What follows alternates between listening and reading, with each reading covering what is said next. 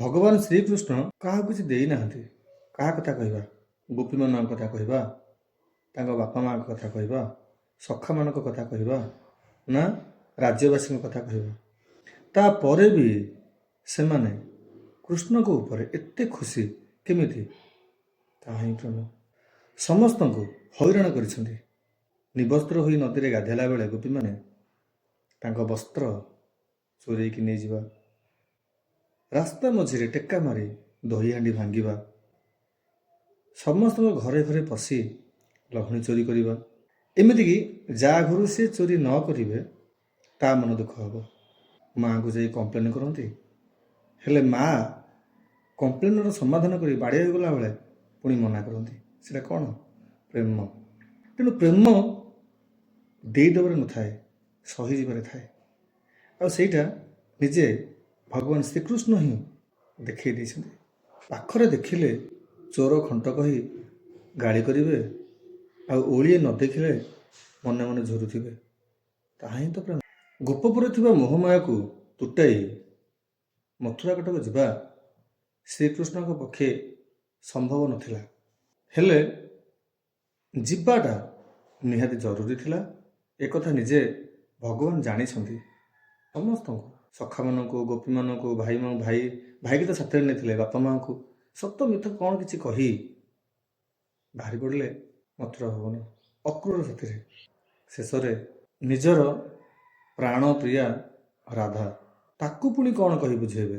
ରାଧାକୁ ବି ଜଣାଥିଲା ଯେ କାହ୍ନା ଗୋପ ଛାଡ଼ି ମଥୁରା ଗଲେ ଆଉ ସେ କାହ୍ନା ହେଇକି ଆସିବନି। ସେ କାହ୍ନାରୁ ଶ୍ରୀକୃଷ୍ଣ ହେଇଯିବେ। ଗାଈ ଚରାଉଥିବା କାହ୍ନା ପ୍ରଜା ପାଳିବେ। ମୁଣ୍ଡରେ ମୟୂର ଚୂଳ ପରିବର୍ତ୍ତେ ସୁନାର ମକୁଟ ଲାଗିଯିବ। ଦେହରେ ପୀତାମ୍ବରୀ ଲୁଗା ପରିବର୍ତ୍ତନ ହେଇ ପାଟ ପୀତାମ୍ବରୀ ପିନ୍ଧିବେ। ହାତରେ ବଂଶୀ ଥିବ କି ନାହିଁ ତ କହି ହେଉନି, ଯଦି ବି ନଥିବ ତାହା ପରିବର୍ତ୍ତନ ହେଇ ସୁଦର୍ଶନ ଚକ୍ର ଧରିଥିବେ। ଆମ କାହ୍ନା ଆଉ କାହ୍ନା ହେଇକି ରହିବନି। କାହ୍ନା କିଛି କହିବା ପୂର୍ବରୁ ରାଧା ଜିଦି ଧରି ବସିଲେ, ମୁଁ ତୁମ ସହ ମଥୁରା ଯିବି। କାହ୍ନା କହିଲେ, ତୁମକୁ ମୁଁ ମଥୁରା ନେବା ସମ୍ଭବ ନୁହଁ। କେଉଁ ସମ୍ପର୍କରେ ମୁଁ ତୁମକୁ ମଥୁରା ନେବି? ଅଭିମାନୀ ରାଧା କାହ୍ନାକୁ କହିଲା, ତାହେଲେ ତୁମ ଉତ୍ତର ମୁଁ କ'ଣ ବୁଝିବି? ତୁମେ କ'ଣ ମୋତେ ଭଲ ପାଅ ନା? ରାଧାଙ୍କ ପାଟିରୁ ଏତିକି ସରିବା ପୂର୍ବରୁ କାହ୍ନା କହିଲେ, କ'ଣ କହିଲ ରାଧା? ତମେ ମୋ ପ୍ରାଣ, ତୁମ ବିନା ମୁଁ କିଛି ବି ନୁହଁ। ତମେ ଯେମିତି ମୋତେ ଛାଡ଼ି ଏଇଠି ରହିପାରିବନି, ତମେ କ'ଣ ଭାବୁଛ ତୁମକୁ ଛାଡ଼ି ମୁଁ ସେଠି ଶାନ୍ତିରେ ରହିପାରିବି?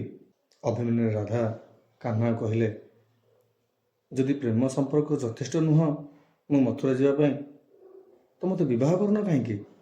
ବିବାହ ପୁଣି ତୁମକୁ? ନା, ସେତକ ବି କରିପାରିବିନି। କାହ୍ନା କହିଲେ, ଓ ବୁଝିଗଲି, ତୁମ ପ୍ରେମ ଛଳନା ଥିଲା। ଠିକ୍ ଅଛି। ଏତିକି କହି ଅଭିମାନୀ ରାଧା ମୁହଁ ଫେରାଇ ଠିଆ ହୋଇପଡ଼ିଲା। କ'ଣ ଭାଷା ଦେଇ ବୁଝେଇବ କାହ୍ନା ରାଧିକାକୁ? କାହ୍ନା ପାଖରେ କୌଣସି ଭାଷା ବି ନଥିଲା। କେମିତି ସେ କହିବ କାହ୍ନା ପ୍ରେମ ରାଧା ପାଇଁ ଛଳନା ନୁହଁ, ସାତ୍ଵିକ, ପବିତ୍ର ଆଉ ନିଷ୍କପଟ? କାହ୍ନା କହିଲେ, ଥରେ ମୁହଁ ଫେରି ମୋତେ ଦେଖ ରାଧା, ଶେଷ ଥର ପାଇଁ। ରାଧା ବି ସେୟା ଭାବିଲା, ଯଦି ମୁଁ ଏପଟକୁ ମୁହଁ କରି ଠିଆ ହେଇଥିବି, କାହ୍ନା ଯଦି ପଳେଇବ ତାକୁ ଶେଷ ଥର ବି ଦେଖିପାରିବିନି। ତେଣୁ ସେ ଆସ୍ତେ ଆସ୍ତେ ଚାହିଁ ଦେଖିଲେ କାହ୍ନା ନାହାନ୍ତି, ନିଜେ ରାଧା ହିଁ ଠିଆ ହେଇଛନ୍ତି। ରାଧା ଆଶ୍ଚର୍ଯ୍ୟ ହୋଇଗଲେ। କାହ୍ନା କୁଆଡ଼େ ଗଲେ ବୋଲି ଖୋଜିଲେ, ହେଲେ ଦେଖନ୍ତେ କାହ୍ନା ନିଜେ କାହ୍ନା ରାଧାକୁ ରାଧା ଦେଖାଯାଉଛନ୍ତି। ତେଣୁ କାହ୍ନା ରାଧାଙ୍କୁ ବୁଝାଇ ଦେଲେ, ବିବାହ ପାଇଁ ଦୁଇଟି ମନ ଆଉ ଦୁଇଟି ଦେହ ଦରକାର। ରାଧା ଆଉ କୃଷ୍ଣ ଦୁଇଟି ଦେହ ହେଇପାରନ୍ତି, ହେଲେ ମନ ପରା ଗୋଟେ, ଆତ୍ମା ପରା ଗୋଟେ। ବିବାହ ସମ୍ଭବ ନୁହଁ।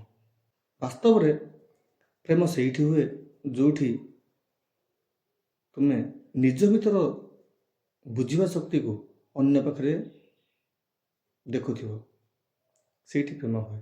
ପ୍ରେମରେ ମିଳନ ନୁହଁ, ବିଚ୍ଛେଦ ମହାନ। ନିଜକୁ ଅନ୍ୟ ପାଖରେ ଦେଖିଲେ ତାହା ହିଁ ପ୍ରେମ। ପ୍ରେମ ପ୍ରତିବଦଳରେ ପ୍ରେମ ଆଶା କରିବା ବେପାର ଅଟେ। ପ୍ରେମ ନୁହଁ।